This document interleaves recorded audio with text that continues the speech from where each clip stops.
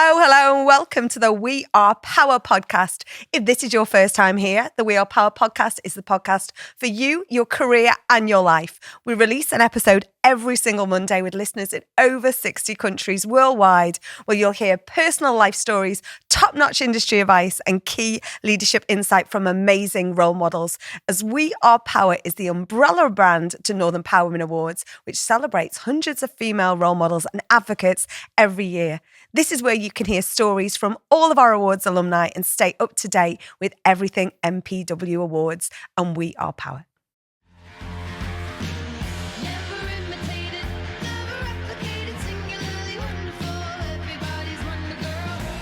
Well, welcome to the We Are Power podcast. Do you know what? Every week I talk to some of the most amazing people and I love diving into the backstory. Where did they come from? How did they get there? This woman, Donna Scully. How long have we got? Oh, God. How would you describe yourself in 3 words? Because it's great. You are Carpenters Group, co-owner, 30 years anniversary. But how would you describe yourself? I'll always start with Irish. That's my big that's my USP, I think. Irish, a traveller, an immigrant, I'm not in my hometown or my home country and I've ended up here and it's brilliant and I suppose just the journey, just kind of looking back and when I look at those things and things that happen, I think, how did I get to here? And it's brilliant. And, it's obviously been, some of it's been really tough, but most of it's been great fun. And when people listen and, no one adventure or career adventure is the same, is it? No. And everyone assumes that if you work in law, which you do, and you kind of own the business, right? Yeah. But everyone assumes that you have a set path and you went to uni and you had privilege and you had advantage. Where did it start for you? Newcastle? No. Well, it starts in Dublin in a convent school in inner city Dublin, 45 in a class. I laugh about this because the only science I did was domestic science because really the nuns were preparing us to get married. That was the whole kind of, career path that we were supposed to take as women. And then, I left school at 16, which was crazy, but further education just wasn't really for people like me and the nuns didn't encourage it. My granny kind of brought me up and, they kind of just let me do what I wanted to do. But I did a secretarial course, which they did at the school. So that kind of made me pushed me towards being a secretary. But I ended up, you start as an office junior, don't you? And then you work away up. But I became a legal secretary when I was about 18. So that was my introduction to law. And I liked it. I worked for a young lawyer in Dublin city centre. And that was that went on, I think about 19, I went on holiday, met a Geordie in Torremolinos. And then I emigrated to Newcastle when I was 20. And that's it was a legal secretary there for a while. And that's when I started to study law part-time because I thought there has to be more. I want to do more. I don't want to be a secretary for the next 40 years. So that's kind of how it started. And when you were in that role, you didn't have an assistant, did you? Because you could do all your own typing. Yeah. It's mad, isn't it? And that kind of became when I moved to London from Newcastle, that was the weird bit because no one could type who was a lawyer because they didn't learn to type. And I was this freaky lawyer who could do my own typing. I'm like 80 words a minute, touch typist. And it kind of was bad in a way because they made me do more, whereas some people got secretarial support, I didn't. But then in a way I was quite attractive because I was cheap. And even now, cost effective, not cheap. That's a bad word. But yeah, even now, I can type 80 words a minute. So, which people hate in the business because I can type memos to them, which are really emails that are really long. But yeah, it's funny enough. If you said to me, "What's the best thing I've ever learned in my life?" Practically, it's to type.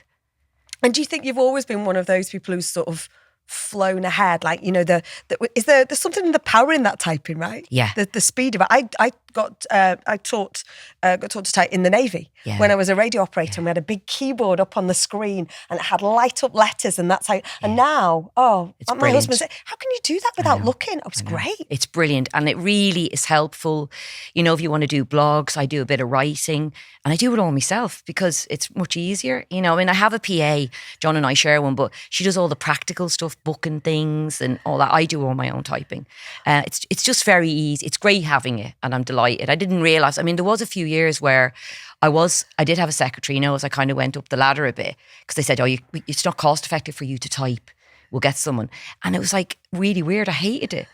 When I got back into it, then I was like, I'd rather do my own typing. It's much better. So what brought you from the beautiful Newcastle over to the beautiful Liverpool? Well, I went via London. So London was, the guy... Rivers everywhere, right? The guy that I was with in Newcastle, my Geordie boyfriend, who I had for a while, he took up photography. And obviously I was studying law, so I was flexible. I was doing the legal exec course and I could do that anywhere. That was transferable. So we both decided to go to London together. We did. And we stayed together for a few years down there. And then we split up. And then I kind of kept on studying law. And I worked in a couple of really big law firms in London, which was brilliant in the sense of I couldn't believe I was there. I mean, Mishkondarea was one of the places I worked. But when I look back, it really made me very insecure and drowning in imposter syndrome, because everybody there was like, where they didn't ask your name there. When you went in, they go, which university did you go to? Before your name. And when you go, I didn't go to university, they like cannot believe that this is your life, and you think, oh, God. So that did make me feel quite insecure for a while. And then I just battled on. And But how did you battle that? Because there is it's that labelling, isn't it? Yeah. And back in the day, we didn't give things like imposter syndrome we didn't give things names. No. But what you think made it's just you, don't you? I just sat there and thought, I feel really inferior. And I used to think, imagine if they saw my house, where I'm from. Things like that. And I think now, I don't give a shit what they think of my house. But at that time, 24, 25, I was like, oh God, I was so it really, I was really, I hate saying embarrassed because it's a terrible word, but you're definitely keeping your head down, and you don't want to be asked too many questions. And the thing I love now about getting older and having worked my way through it all is I don't care. I am who I am, but during that time, I didn't want to be me. And I was very, I definitely didn't want to talk about it. So it's a learning curve, isn't it? And, you have to get through that really to come out the other side. And it's funny, the people I was friends with at Mishcons, I'm still friends with people there. And they had a great education compared to me. And they laugh because I've ended up with my own business. And, I'm doing things like this. And they go, God, that little scally, has ended up doing all this stuff. So I think the thing for me I like is that if there's kind of people out there like me, I say to them, don't give up, keep battling away, and there will be shitty times, and you will feel a bit weird, but just keep going. And I think the more people like me that are around, we won't feel so weird. That's kind of why I like social mobility, and we need more kind of representation of different people, don't we, in all the jobs. Absolutely. It is the total visibility. That's why we seek to thrive and exist, isn't it? Because we want to shine a light on amazing humans like yourself. What was the point where you went, you know what, I'm going to be the scally lawyer entrepreneur? What point? What was that big leap? I think the big leap for me, I left London and I moved up here because my husband's a Scouser. So I came up here and I was going to get a job in a law firm up here. Because I was a personal injury lawyer, I had a few years under my belt. I could get quite a senior role. I'd want to be a partner somewhere. And then John said, join me. And he had this little niche commercial practice. And he said, come and join me and set up your personal injury, motor insurance work and, see how it goes. And I was like, Jesus Christ. I mean, what does that mean? I mean, I've no clients. I've never been self-employed. I don't know what I'm doing. So I think another thing along the way is finding this person who believes in you and thinks you're great and you can do this and you don't think you can. And I think he really had this massive amount of faith in me. And the other thing I think I say to people, especially if I do some mentoring, is have a go. Because what's the worst thing that can happen? I've always said to myself, when I left Dublin to go to Newcastle, I got a month's return flight on Dan Air. So I said, if it doesn't work out, I'm going back, Dan Air. And I said, when I went to London again, I said, I can go back to Dublin or I can go back to Newcastle. And the same when I came here. I thought, if it doesn't work out with John, I'll go back somewhere that I've been that I like. And I think for this, I thought, if it doesn't work out doing it myself and working with John, I'll go and get that job in Liverpool that I was going to get anyway. So I think it's try it. I'm a real, proponent of have a go. What's the worst that can happen? And the thing I think is, if I hadn't have done those things, I wouldn't be sitting here. And when you sort of had that, well how do I do it? I haven't got any clients. Where did you start? Jesus. I started with computers. Because I started by saying, if we're going to do this, because I worked in London and they had great computers, but nobody could make them work. And nobody was developing them. You know, they were just sitting there like antiques. So I said, we're going to get a computer system and we're going to set that up and then we're going to go and try and get the work because we'll show them our great computer system. And, you know, I know what I'm doing a bit and all that. So that's kind of the start of it. We sort of set that up and then we got a little bit of work, then another little bit. And you're just proving yourself. I mean, I remember celebrating, we got 1 case a week. So 4 cases a month off a little insurance company and we went and had a bottle of champagne because it was so exciting, you know. But yeah, you just have to keep plugging away and also getting the right people. Yeah. We got some good people in. And it is about celebrating the small wins. Oh, yeah. And the big wins. Yeah. I know I'm Irish. I love celebrating. So, you know, I think, yeah. And I think it's one day at a time. That's my other real motto. You know, don't keep looking down and going, 1 case, what good is that? It's a start. Yeah. And then I can say to another insurance company, well, I'm doing work for them. So would you consider giving me some work? And I think the other thing when you're building a business is just try me and I'll show you that we're really good. So you only need a few cases to do a good job and then you can try and get more. So start small and then you never know. And you talk about small wins. Like right now, your trophy cabinet is immense, right?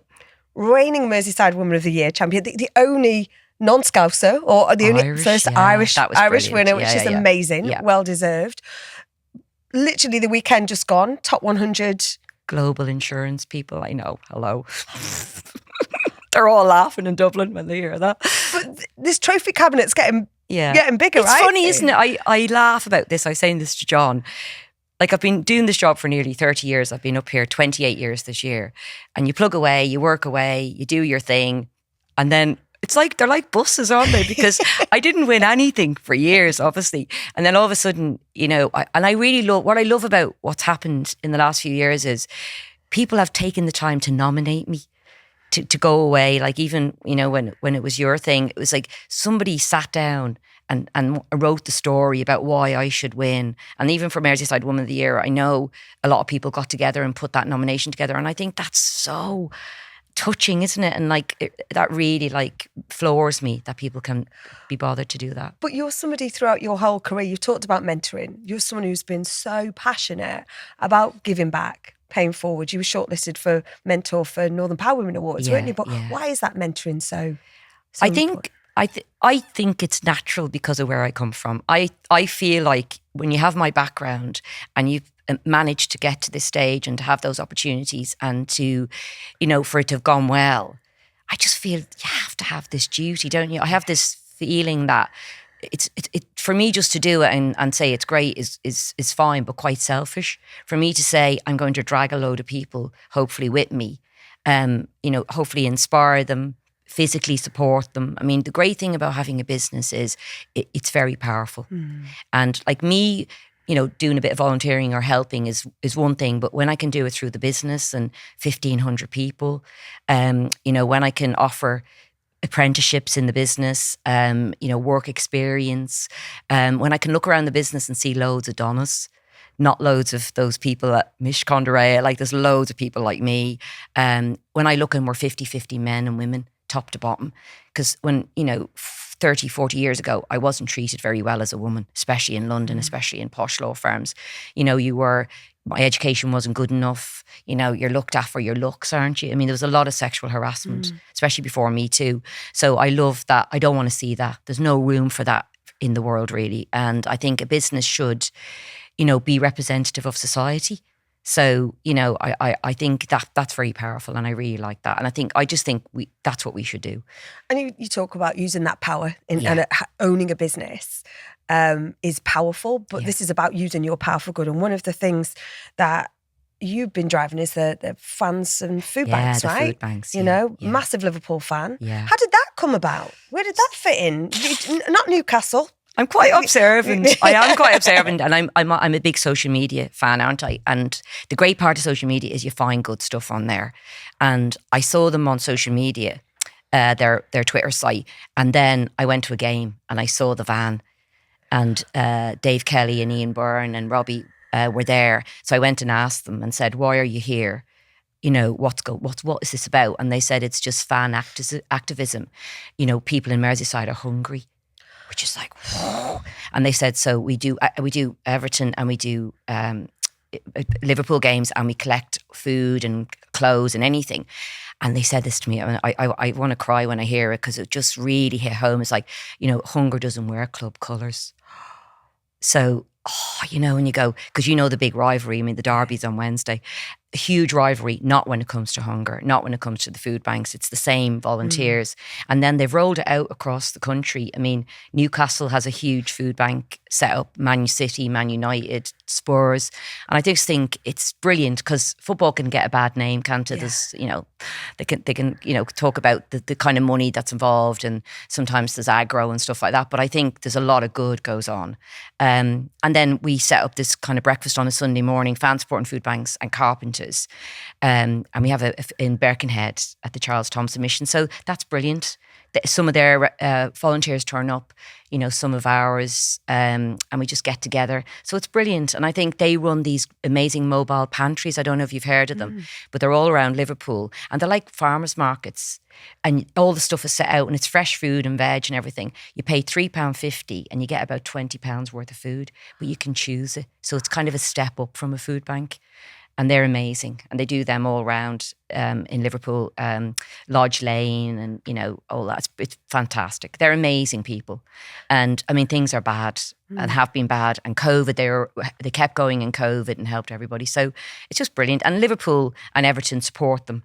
And they have kind of permanent places now at those grounds. It's just, the whole thing is kind of grown and is really, and you see a lot of fans now going to the games, and they wouldn't go without their tin of soup or tin of beans or their cereal, and they all bring it. It's kind of like, bring your scarf, bring your ticket, bring your food.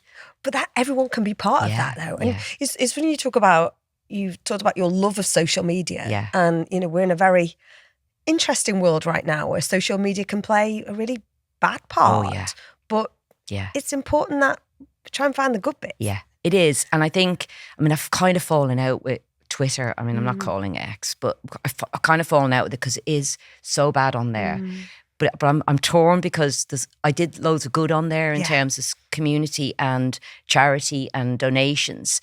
And I know people say they miss my stories about the Sunday morning people. I used to tell their stories, and people really liked it. And they say to me, I miss it. So I will go back. But you just need a bit of a break. Tell us about the Sunday morning stories. So the Sunday morning stories, when I first did it, I'm doing it nearly 8 years now, but when I first went there, and I haven't really volunteered before. I've always done the easy bit, the donations, the support and all that, but not the hands-on, because I was really busy and the boys were younger. So anyway, about 8 years ago, we set this breakfast up, and I thought, I'm going to go. But when I first went, oh God, it's tough. It's tough to see and hear. So my way of dealing with it was, I'd come home afterwards, and instead of just sitting there crying my eyes out, I'd get a cup of coffee and I'd get my iPad out, and I would get on and say what I heard today. And things like, I hear it still now, and I'm not immune to it, but I think for the first year, those stories really, I think I once wrote about a man who hadn't eaten for 4 days. A pensioner came in, and it was when, the cost of living crisis was really kicking in, so he couldn't have his oven on or his cooker. Oh God. And I tweeted about that, and I got like 1 million hits. And then I ended up on, BBC Merseyside, Granada reports, and they came to the mission and they looked, saw what we do. And and then we got loads of donations on the back of it, as you can imagine. So I realised that it's very powerful. So I get on and I tell stories of, sometimes happy stories of things that would go well for people, but mostly they weren't very happy stories, and they were very tough. But I think people said to me they didn't realise how much people were suffering. So you realise you have that power. And I think the other thing, when you get older and you have a business and you get a bit of success, is you get a voice. And people listen to you. And I believe you can use that voice very powerfully. You do it in a brilliant way, but I think you can use that voice for good. And that's how, by raising the profile of the homeless people, and not, I think people thought they'd all be homeless, but some of them are pensioners because it's so tough to make ends meet. Heat and eat, things like that. So that's been brilliant. You've got to find another outlet for that, Donna. Yeah. You can't. No, I have to go back. Bring that back. Yeah. What do your boys, you've got twin boys, right? Who actually we were chatting earlier, and I don't know if we get into the fact that, they're dressing up as nuns and vicars, but that's that's your Christmas Day, right? Yeah, that's what we do on Christmas Day. Yeah. My Mother's Day card, I'm the nun and my son's the priest. I mean, very normal, just a normal family portrait. And did they all Irish dance? Because I know No. you will Irish dance. If we could just clear this glass table out the way, especially for charity, especially. I mean, the Royal Albert Hall on stage. I've done it in the Grosvenor House Hotel. And I'm absolutely shite. I mean, I don't know what I'm doing, but it doesn't matter. The thing I realised about England is I only have to put my hands by my sides and you think I'm great. So I go for it, pretend. I've had about 2 lessons. So what I'm really scared about is ever meeting someone who can Irish dance. Who'll expose me. I'm like the Emperor's new clothes. Fake it till you make it. Yeah, right? I am. I'm faking it. I've been faking it for years. I'm wanting to move these mugs out of the way Oh God, now. yeah. It's all I'd say is I do need a few glasses of wine, ideally, just to loosen me up. Oh no, just to oil me up. And you're someone that is so passionate, engaging, just great to be around. What's next for you? Because for me, it strikes me that it's like an addiction for you to want to give back, to use that power. What's next? I just keep doing more of the same. I think I'm very good at it. The thing now is you get a great network, don't you? Mm-hmm. So people approach me now about things that they're doing, and I come across things. I mean, the other thing I really love is women's football. Massively into women's football. Have been for a few years, actually. So we support like Port Vale women, City of Liverpool women, the Feds. Love all that. And I think, that's an extension of equality, isn't it? We kind of got equality in the workplace, particularly in legal, say, not so much in insurance yet, but it's on the way. So for me, it's like women's football needs that support, needs that, so equality kind of can be in lots of different guises, can't it? And football and sport for women is one of them. But I think, spreading myself out, I think I want to do less day-to-day work. I want to do more of that community stuff. And just kind of, and the business runs really well. We have a CEO and a great team. So, it kind of gives me that freedom, doesn't it, to get out there and meet people. I mean, Merseyside Woman of the Year has been great because I've met because I'm a national company based in Liverpool. I wasn't as connected to Liverpool really as people would have expected. But by winning that last year, I've got all these new women Scouser friends and Scouser networks. And I'm dancing. Well, I'm a really honorary Scouser now. So I think that's been brilliant. And that's really been different for me this year. I mean, I'm doing a conference on Wednesday, aren't I, for Ellie and Merseyside Woman of the Year, the first business conference they're doing. And I'm going to speak at that and we're sponsoring it. So I think, that's opened up more doors for me. So it's just more of the same. Mentoring massively. Love the Girls Network, as you know. Do some mentoring in London for the Insurance Breakfast Club. And I just think, I wish I'd had a mentor, certainly at school. I always wonder, would I have left school at 16 if the Girls Network had been in my school? Maybe not. But then I wouldn't be able to type.